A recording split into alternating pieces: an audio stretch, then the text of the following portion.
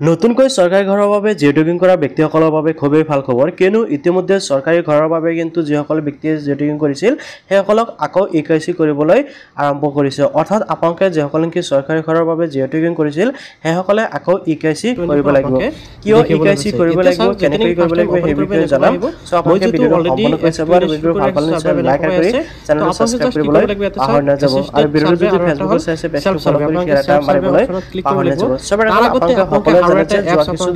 মানে ইনস্টল কৰিব লাগিব প্ৰায় 3-4 মাহ মান আগতে কিন্তু চৰকাৰী ঘৰৰ বাবে জিঅ' টেগিং আৰম্ভ হৈছিল সো সেই যদি আপোনালোকে চৰকাৰী ঘৰৰ বাবে জিঅ' টেগিং কৰিছিল আপোনালোকে অনলাইন যদি বা অফলাইন যদি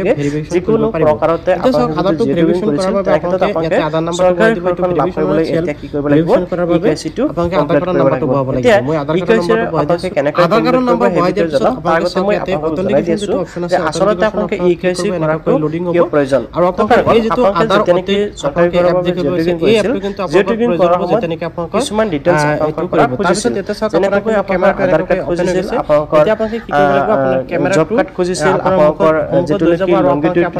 অৰ্থাৎ আপোনালোকৰ লোকেশ্যন খুজিছিল এতিয়া এপ্লাই কৰাৰ সময়ত কিন্তু বহুত সংখ্যক মানুহৰ কি হৈছে এই বস্তুসমূহ খেলি মেলি হৈছিল যেহেতু ফাৰ্ষ্ট টাইম ইকেআইচি কৰিবলৈ জিঅ' টেগিং কৰিবলৈ দিছিল হেকটো গ্ৰীণ হৈ আহিলে আপোনালোকে বহুত সংখ্যক মানুহৰ বহুত ধৰণৰ অসুবিধা হৈছে বহুত সংখ্যক মানুহৰ যে ভেৰিফিকেশ্যন সেই ভেৰিফিকেশ্যনটো কিন্তু অফিচৰ পৰা কৰিব পৰা নাই গতিকে আকৌ ইকেআইচি কৰিবলৈ দিছে যাতে আপোনালোকে ইকেআইচিটো কমপ্লিট কৰিলে চৰকাৰৰ পৰা অৰ্থাৎ চৰকাৰৰ বিষয়ববীয়াসকলে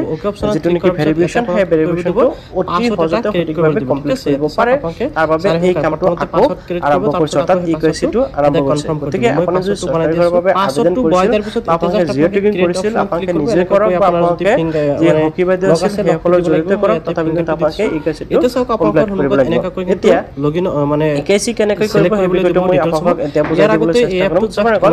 এতিয়া চাওক ইকেআইচি কৰিবলৈ হলে আপোনালোকৰ যিকেইটা ডকুমেণ্টছৰ কথা মই তেওঁলোকক কৈছো এইকেইটা ডকুমেণ্টছৰ প্ৰয়োজন হ'ব আৰু আপোনালোকে ইকেআইচি কেনেকৈ কৰিব পাৰিব সেই বিষয়ে জানিবলৈ মই আপোনালোকক নেক্সট এটা ভিডিঅ' দেখুৱাম গতিকে আপোনালোকে এতিয়া কি কৰিব